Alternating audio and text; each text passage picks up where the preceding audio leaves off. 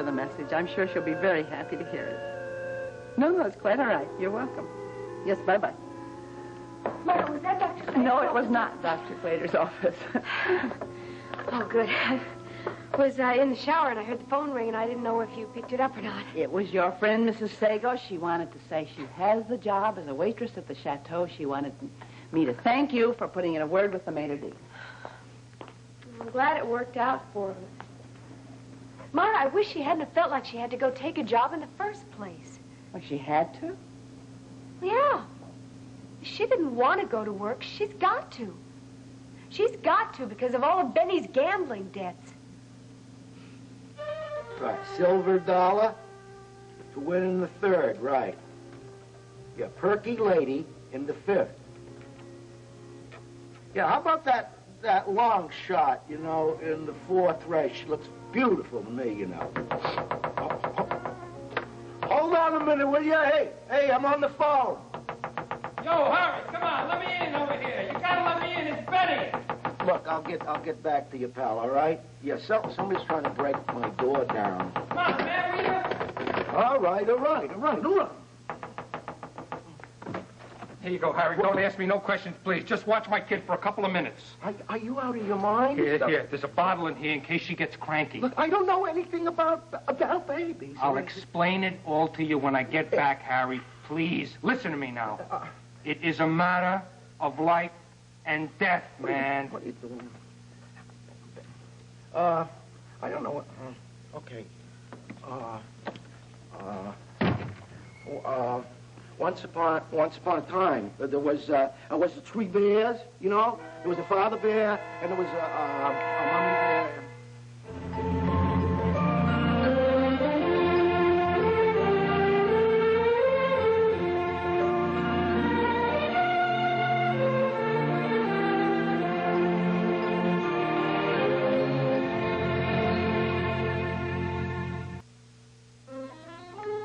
Are you saying that Mr. Sago spent $1,000 for those lottery tickets? Oh, that's right. He thought that when he won, he'd have money to pay his debts off and money to burn. But he lost. Of course he lost. Now they're completely wiped out. $3,000 worth of debts, and they are penniless. It's just hard to believe anyone could be that foolish. Hard to believe a lot of things about Benny these days. Well, anyway, I told Stell that he could just forget about the money he owes me and that I would even cover the $1,500 he owes Brooke. Yes, but of course she would not accept that. No way. No, she had to go out and get a job. So that's when I called Freddie and asked him to see what he could do for her at the chateau. Yes, but still, now, what are they going to do with that baby? I mean, what's going to happen to that dear little girl? Well, Estelle figured she could work at night, so then Benny could take care of Emily Ann. Well, I certainly hope that young man appreciates that wife that he's got. I mean, there are not many women who would be that loyal or that forgiving. He darn well better appreciate it. See, that's one of the reasons she took the job, Myra, so he'd understand how seriously she takes these gambling debts. But what if he just doesn't give up this habit? Well, according to Estelle, that little number with the lottery cured Benny once and for all. At least that's what he told her.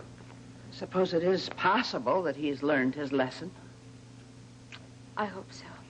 Boy, Oh, my gosh, look what time it is. You have plenty of time before your appointment with Dr. Claytor. Boy, you know me like a book, don't you? I guess I know how anxious you are to confirm your hopes. Oh, I wish Palmer could go to the doctor's with me. I think it's wise not to get his hopes up too prematurely. Myra, I know I'm pregnant. I know my whole body is different. I'm putting on weight. I've got all the symptoms. Oh, I can't wait to tell Palmer. He's going to be so thrilled. You know what I hope? I hope it's a little boy. Oh, Myra, I want so much to give Palmer a son.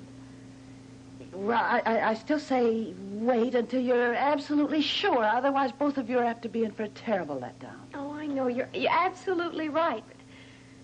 Well, it's awful being around him and not being able to say anything. I mean, he's already asking me why I'm so happy and so attentive to him. You know, and he calls it He says I'm fussing him over him like a mother hen. Well, yes, he said that to me. I told him you had spring fever. I just keep thinking, though, he's going to figure it out for himself. Well, Myra, if he had asked me, I swear I might have told him.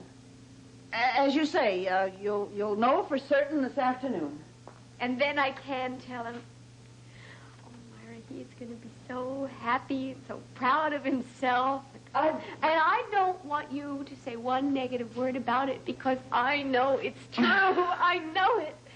Oh, I'm going to go get changed. I'll see you before I leave for Dr. Claytor. Is it possible that doctor made a mistake all those years ago? And Palmer isn't sterile after all?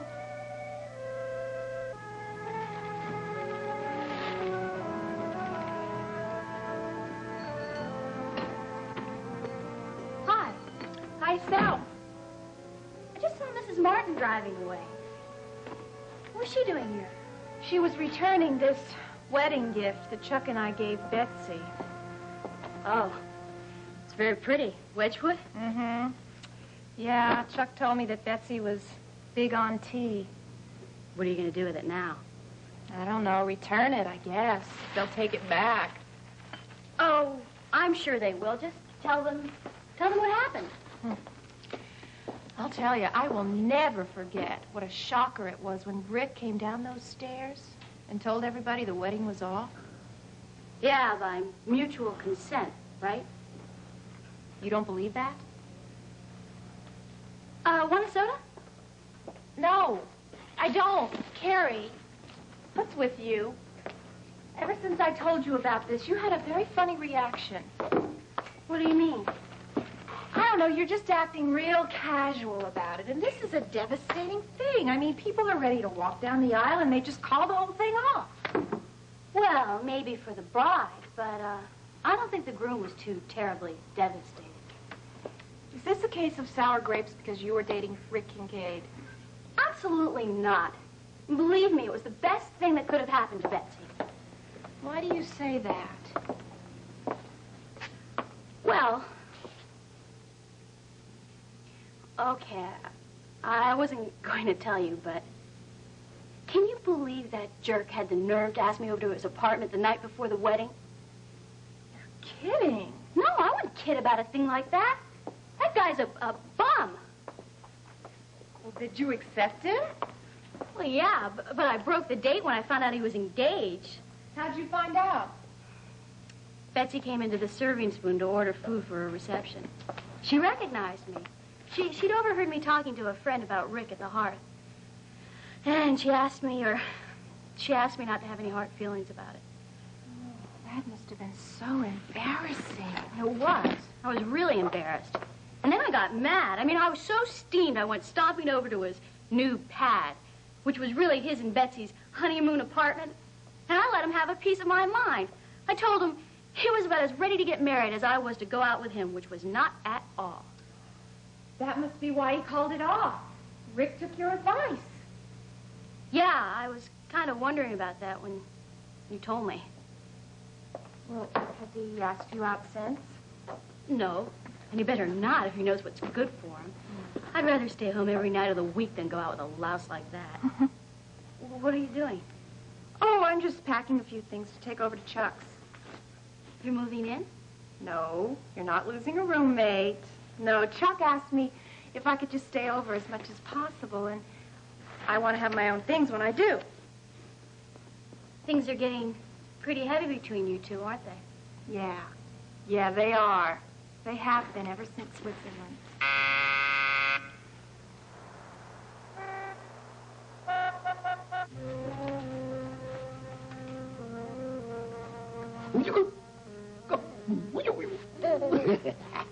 You got a mixed up daddy, you know that? Well, you really are, yeah, you are a cute little thing, yeah. Your mommy is pretty as you are. No wonder your daddy's so hung up on her, huh? Hey, Harry, come on, open up with Benny. Oh, what do I do? Wait a minute, Benny. I gotta, Yeah, I better not leave you there. You might fall off. I'll be right there. Yeah.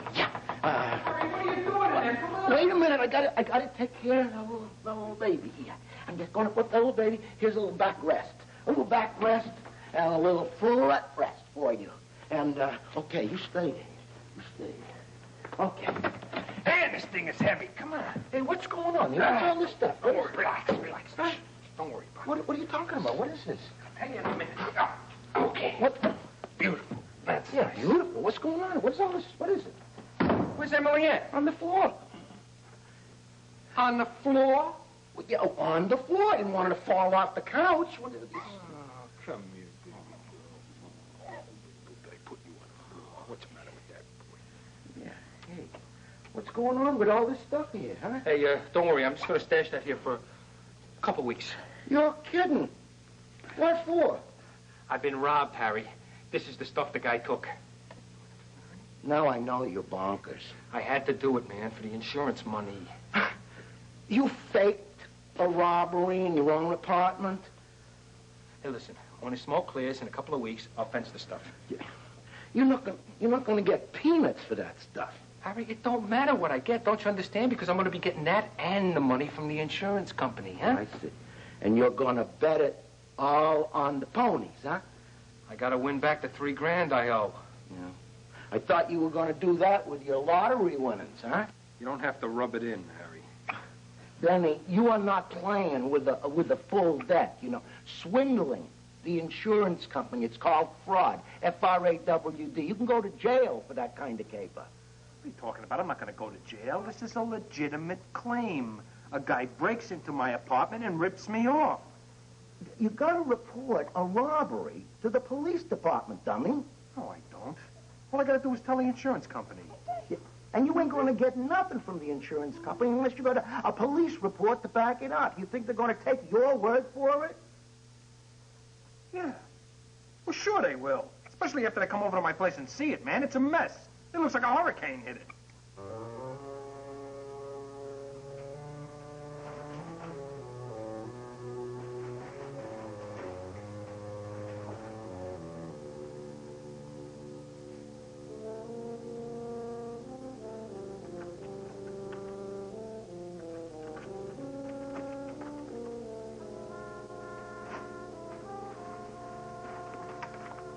Benny! Oh, no!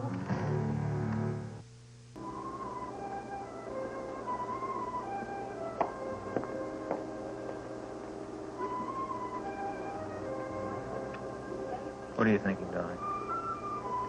Just how nice it would be to be home. Did you have a particular nice thing in mind?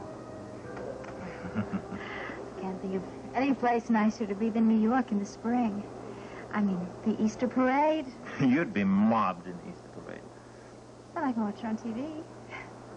What do you feel like doing tonight? Dinner at my club and we can watch the ships go up the river? Oh, that sounds lovely. Good. I would love to show you off to my friends. Oh, Ken, I don't know if I feel really up to being shown off tonight. Okay. How about dinner with my father? That'll give you a chance to get to know him better. You know something, I'm so tired. I really think I should stay home tonight and just take it easy. Darling, we are 6 hours ahead by New York time, which means we can take a nap together and wake up feeling refreshed and ready for an evening on the town. Don't you have to check in at your office? Not when I can spend time with you. Well, Ken, you must have plenty of work just piled up there waiting for you. Well, I can wait a little longer. It's important to keep my little lady happy. A nice soothing massage for all those aching muscles. You know, you'll feel 100% better if you just follow my motto. Pleasure before business.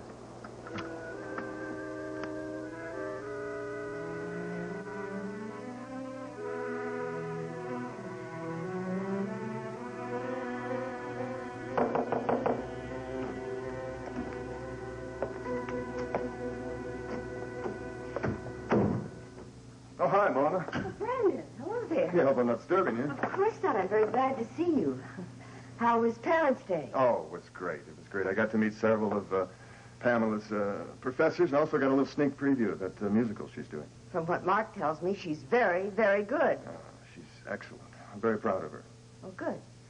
Please sit down. Thank you. I suppose you got my message at the Valley Inn?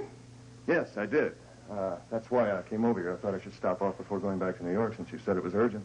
Well, I'm very glad you did. Erica called me. I suppose you know that she's coming back from Milan sometime this afternoon. No, I didn't know. And she's very anxious for you to call her at her apartment later today. I see no reason to call her, Mona. I don't understand. Well, apparently Erica neglected to tell you that we're no longer engaged. What? She called the whole thing off before she went to Milan. But why? What happened? Oh, it's just a series of problems and misunderstandings recently that we can't seem to resolve. I had no idea. I'm stunned. Well, it was just one of those things. Although I suspect that Kent Bogart had a great deal to do with it. Kent Bogart? Yes, you know how avidly he's been pursuing Erica. And now that he's taken over my position at Sensual, he's taken over Erica as well. Brendan, that doesn't make any sense. I know how committed Erica is to you. Well, she certainly didn't waste any time in taking up with Mr. Bogart. They're in Italy together, you know. Yes, I know. It's a promotional tour. I mean, it's strictly business. Well, evidently, it's turned into a more personal involvement. What makes you say that? Oh, it's just a feeling I have. I mean, after all, Kent Bogart's a young, rich playboy. Not to mention the fact that he's Erica's boss. And I'm sure he's turned her head with his glamorous lifestyle and expensive gifts, and she has found him to be irresistible. I can't believe that. Well, we all know how Erica is susceptible to flattery. I'm sure you've seen the sable coat that he gave her. Sable Oh, coat? yes. He said it was a business gift. He wanted to enhance her public image. It was just part of his game to win her over. Brendan, I don't believe for one moment that my daughter can be bought. Oh, I'm not saying that, Mona. But at a time when we were having a lot of problems of our own, you must agree that it was pretty easy for her to be comforted by Mr. Bogart. Momentarily, perhaps, out of hurt and confusion. But I think she really loves you. I don't think she'd be trying to find you so desperately right now if she didn't want you back. Well, at the moment, I can't be swayed by Erica's whims, Mona. Don't you love her anymore? Yes. For whatever good it does, yes. Look, Brendan, I realize that I don't have any right at all to interfere. But for both your sakes, I do hope when you get back to New York that you will get in touch with Erica and at least listen to what is important to her. I think you owe that to both of you, don't you? Well, we're going to land pretty soon. I think I'll go and wash up. Okay.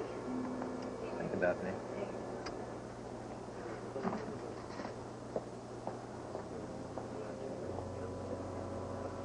If I can just see Brandon, talk to him, I know I can make him understand what I've done.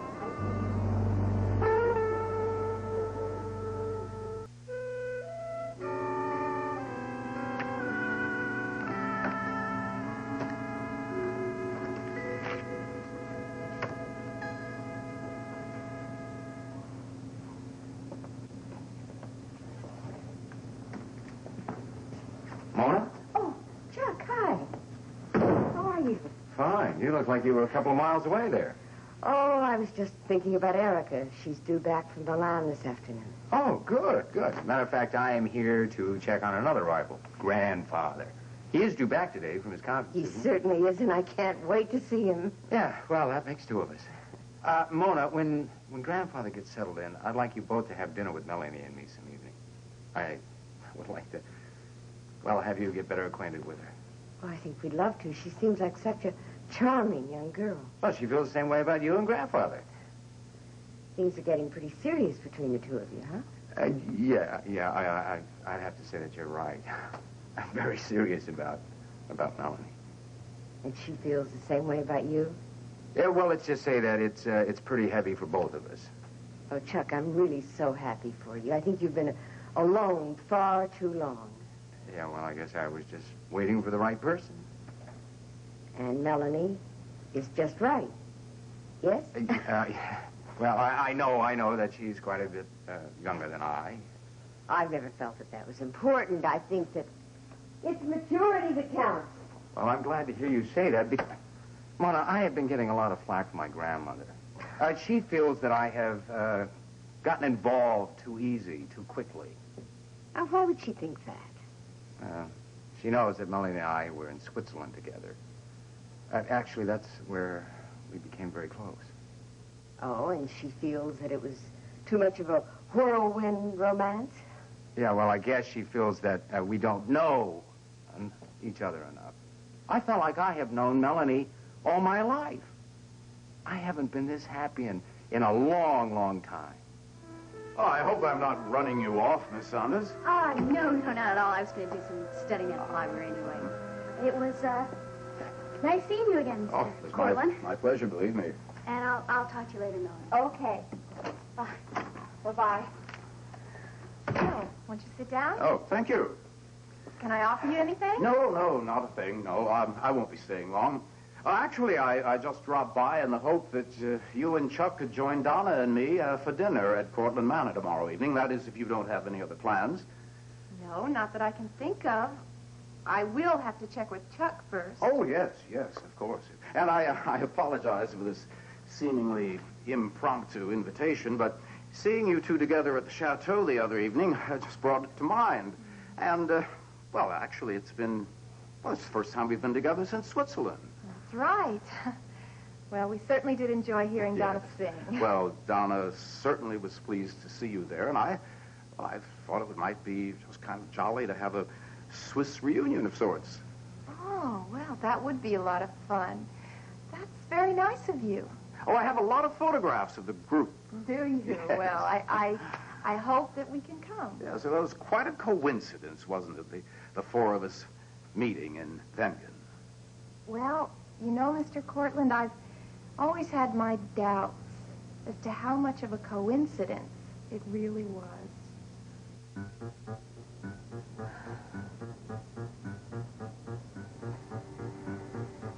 Oh, Benny. And Emily Ann, where are you? I hope you're all right.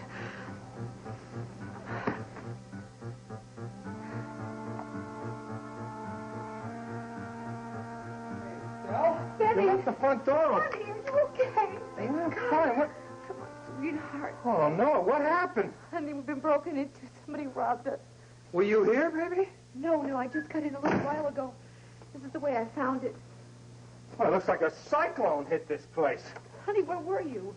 Well, I was at the park with Emily Ann. I thought she needed some air, but I know I locked the front door when I left. They didn't come in through the door. They came in through the window. Here. What? Look. Why, those dirty bums. I don't understand this at all. I mean, Mrs. Pritchard lives next door. Why didn't somebody hear? Maybe she wasn't home, honey. Yes, but I asked her. I talked to her. She said she heard nothing. Gee. What's missing? TV, the radio. Oh. Cindy, what about her silver porringer? You go and check for me. Yeah, sure, honey, sure. It's gone. No, Benny. It's the only thing I even cared about. Honey, we don't use it that much. Honey, it was the only thing of any real value. I mean, what else is going to happen to us? Haven't we had enough trouble already? Here, why don't you just take her, because I'm just getting her all upset. Come here, baby. You come to Daddy, sweetheart. We'll put you in your crib, okay? I hope we got a crib to put you in. You look at this place. It's a mess. They just knocked everything over. See, nobody had less on this street than we have. I can't believe it. Why? Why do they have to pick on us? Estelle, honey, listen to me. It's going to be okay, sweetheart. Really, we got insurance, you know? Oh, insurance. Thank God, no, we took that policy out. Means nothing. Money means nothing. Everything just keeps getting worse and worse and worse. No, it's not, honey. Listen to me. I promise you. Listen, everything is going to be fine. Really. It's Where are gonna the be police? Why don't they get here? I called them a half hour ago. You did what? I called the police was the first thing I thought of. Stella, what'd you go and do that for?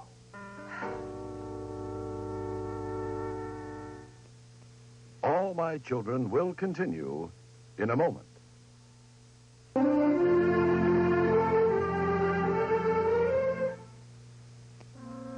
Well, that's a rather strange thing to say, Melanie.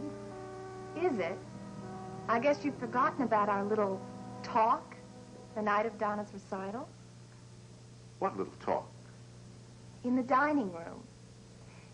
You were very interested in our plans, Chuck's and mine, to go to Switzerland, and I told you where we were going to be. And then who should turn up in the same little village but you and Donna? Yes, now I remember. But as I recall, you said to me that you were planning to meet Chuck in Grindelwald. Yes, that's true, and then I moved on to Wengen, but I did leave that information with the hotel desk clerk in Grindelwald. And if you had wanted to get that information, you could have very easily. Well, that's an interesting theory, but actually the truth of the matter is that, well, my travel agent suggested Wengen. And since I'd been there, several years ago, and I found it totally charming, I decided to take him up on his suggestion. Well, if you say so. Yes, I certainly do say so, and it was such a surprise to me that the four of us should meet in that little street in Wengen. Well, it wasn't so much of a surprise to me, Mr. Cortlandt. No, not in retrospect. Oh, are you implying that I deliberately set up that encounter? Yes, I thought that you might have. Well, what purpose? Well, you're right. There could have been no purpose, except for us just to enjoy each other's company. Yes, and I hope we surely do the same thing at my home tomorrow evening. Will you excuse me? Oh, yes, of course. I must leave soon anyway. Hi. Hi. Hey, I had an hour in between appointments, so I thought I'd come over and see how you were doing. Good, I'm glad you did. Come on in. Thank you very much. Well, Chuck.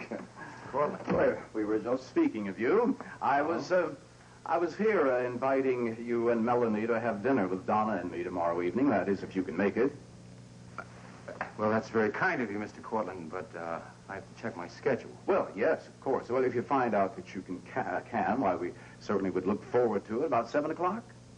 Yeah, that's fine, if I can make it. Yes, of course. Well, just give us a call. I know Donna would be very, very pleased to see you. And we can do a little catching up on our Swiss holiday. Danny, what is the matter with you? We've just been robbed. Now, why shouldn't I call the police? Because, honey, it's just not necessary. All you got to do is call the insurance company. We can't get our insurance claim unless we make a police report. Oh, that's a lot of baloney. All they got to do is come here and see the place. Look, we won't even need the money if we can get our stuff back. Oh, honey, that's a 1 in a million chance. The guy must be long gone by now. Danny, there've got to be fingerprints. Now, if this guy's got a record, the police could track him down. I just feel sick about this thing. I mean, some guy breaks in here and paws all our personal property. Just glad that you and Emily Ann weren't here. Just the whole... Oh, I hope that's the police. Oh, good. Mrs. Sago? Yes. You reported a burglary, ma'am? Yes, please come in. Melanie, I would just rather not go. But why? Because it's not exactly my idea of a fun evening. You don't exactly like Mr. Cortlandt too much, do you? Why don't we just say that there is no love lost between the two of us? Well, he's always been polite and friendly to you as far as I can see. And that is what they call a cover. The man really hates me.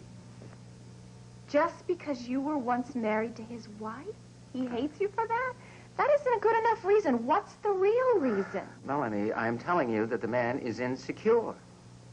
He's totally paranoid when it comes to Donna. You're saying that he's jealous. Yes. Maybe he has reason to be. What? Oh, crying out. How many times have I told you that there is no reason? All right. It's just that if he dislikes you so much, why would he want us to go over there for dinner? I have no idea. Maybe he gets a vicarious thrill out of it. Out of seeing you and Donna together. No, the man is weird. He's uptight. I don't want to be around him. You and Donna are still friends, aren't you? Oh, yes, that's friends. Friends! And that's it. That's all there is to it. Maybe from your point of view. Donna's another story. Now, what is that supposed to mean? Oh, women get instincts about things like this. I think Donna is still hung up on you. That's ridiculous. Is it? Yes. The fact is, I didn't leave Donna. She left me. Maybe she wants you back now. No. No, you're wrong. Palmer is Donna's whole life. Well, if that's true, then maybe this invitation is just his way of saying that he doesn't resent you anymore. Maybe he really does want to be friends. I don't care. I really don't care what his motivations are. I have no intention of spending an evening with that man. I have better things to do with my time.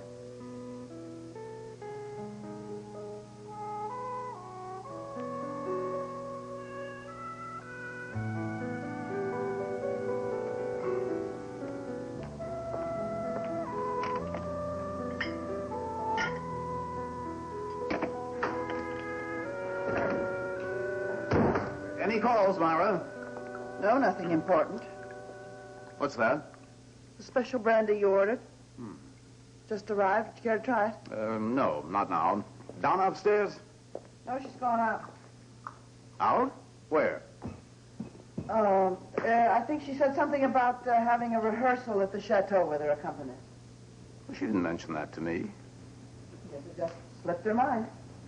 She has been acting most strangely lately. These sudden shopping excursions and these last-minute rehearsals. It's almost as though she's trying to avoid me. Oh, now, Palmer, for heaven's sake. Well, haven't you noticed it, Myra? She's sleeping late. She doesn't come down for breakfast. And then she does come down. Is she kind of floating around in this euphoric state? Well, I should think you'd be happy that she's so happy. Well, I'd like to know what she's happy about. I intend to question her on that subject the minute she comes in.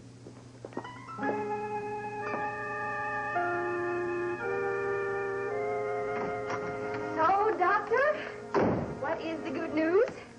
Well done. My preliminary exam indicates that you just might be pregnant. I'm sorry, but that is the best news I have had in a long time. No, wait a minute. Now, I can't be 100% certain until I get the results from the test Oh, lab. Dr. Clater, I am sure I'm pregnant. Listen, can I hang around for the test results? Will it be a long time? Well, it depends on when the lab can get to them, and even then it's going to take a couple of hours. Oh, please, Dr. Clater, can't you ask them to rush it? Believe me, Donna, they are rushing it. Now, look, why don't you go on home, relax, and I'll call you as soon as I learn something. No. I'm afraid maybe Palmer would pick up the phone and that'd spoil my surprise. I want to have the pleasure of telling my husband the good news myself. Well, why don't you contact me? Good. Okay, I'll do that. I'm on my way to the chateau. I'm going to rehearse for a couple hours, and why don't I call you before... or better yet, I'll come back by here on my way home. How's that? That's just fine. Great. Donna? Yeah? I hope the news is good news. Dr. Clater, it's got to be, because I am keeping everything crossed. You say you came home and found the place just like this, Mrs. Sago? Yes. What time was that? About 2:30. What about you, Mr. Sago? Were you with your wife? No, I was at the park with our little girl. Oh, he came in about a half hour after I did. And what time did you go out, Mr. Sago? About 1:30, 1:35, like that. Say, your TV's missing, or radio? And our little girl's silver porringer. It was the one thing of any real value in the house. Do you happen to have a record of the Hallmark on the dish? The serial numbers on the TV and the radio? No, nothing like that. You insured? Yeah? Would it be on your policy? Well, I can't very well look for it right now in this mess. You can call it into us later. You pick up anything, Jack? Picked up a lot. I have to take it down to the lab to decide which is the families and which is the perpetrators. Does that mean you're going to need our fingerprints? Well, it would help if you'd come down and give them to us. Well, sure we can. Well, oh, yeah, but, I mean, seeing as how we're insured and all, I mean, We're not going to have any trouble getting our money back or anything, you know. still, you would like to see the guy behind bars, wouldn't you? Yeah, well, I would do anything to help catch that creep. Certainly would. Okay, here's your copy of the robbery report. You'll need that for the insurance. Oh, okay, thanks. You guys have any idea who might have done this? It's a pretty quiet part of town. We've not had no other complaints from this area. And the M.O. is pretty unique. I mean, not many break into windows to gain entrance. It's, looks like the work of an amateur to me. See, that's exactly what I was saying, right, Benny? Yeah, well, listen, we really appreciate your guys coming by like this. All part of the job. I get that window fixed as soon as possible if I were you. Yeah, okay, thanks. Have a good day, folks. Thank you. Oh, boy, I hope they catch that bum. When they do, I hope they throw the book at him.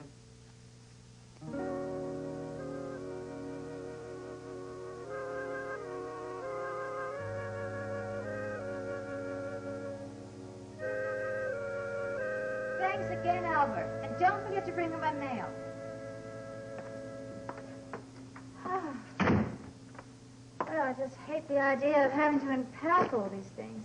Well, you don't have to do it right now. Oh, yes, I do. Otherwise, everything's going to get all wrinkly. It's all that you may press it. Trust my maid to unpack these beautiful designer dresses? No, I can't do that. Besides, I have to water all my plants. Erica, why don't you just sit down here somewhere? What about the sofa? Sit right down here. And we can get started on that massage I promised you. Kent, I just got home. I haven't even had a chance to check out my apartment yet. What's there to check? It looks fine to me. Well, but it's very stuffy in here from being closed up for so long. You know, I really would love to open up the windows and let some fresh air get in. Anything except make love with me, right? Well, my goodness, we can't be making love every minute of the day. You mean last night was it? You just a one-night stand? That's a terrible thing to say. Erica, you let me make love to you last night. Once. Since then, you've turned me away. What does it mean? Well, I don't think that you should be insulting. I didn't mean to be insulting, but you were so amorous last night. But ever since then, it's been one excuse after another. Am I to assume I wasn't satisfying to you? No, of course not. Of course not. It's just, as I said this morning, I have a tremendous headache. And I guess it's from all the liqueur we drank last night. And what's your excuse now? I guess jet lag. You know, it is actually 6 hours later for us. So why don't we curl up in your bed and take a nice little nap? Oh, just because I have so many things that I have to do. I mean, I have to call my mother. I have to Erica, level with me. back. This whole thing has just been an act for Brandon's benefit, hasn't it? How can you say that? Because of the way you set it up for me to answer his call this morning. You're still in love with him, aren't you? I did not set it up. You know, I really resent you talking to me like this. Eric, it's okay. There's nothing wrong with being in love with him. But what is wrong is this little game you're playing, using me as a foil to make him jealous. Oh, come on, you can't really believe that. I don't want to. Because that's not the type of woman I thought you were. Well, I'm not the type of woman. And I wasn't using you. It's just... Just what? It's just that I don't like to rush into a relationship. I mean, last night, I was just carried away. And I really wanted to... Make love with me? Yes. Find you terribly attractive. And you enjoyed it? You know I did. And you see, that's what I mean. I mean, I want to take our relationship one step at a time. I don't want to just rush into it because I just broke up with Brandon. I don't want to rush into a relationship on the rebound. So it's not like you're still carrying a torch for Brandon? Oh, no. No, not at all. Brandon and I have finished. really, it's over, and I could never, ever let him back in my life. Really, come on, you must believe me. I just want to know where I stand, Erica.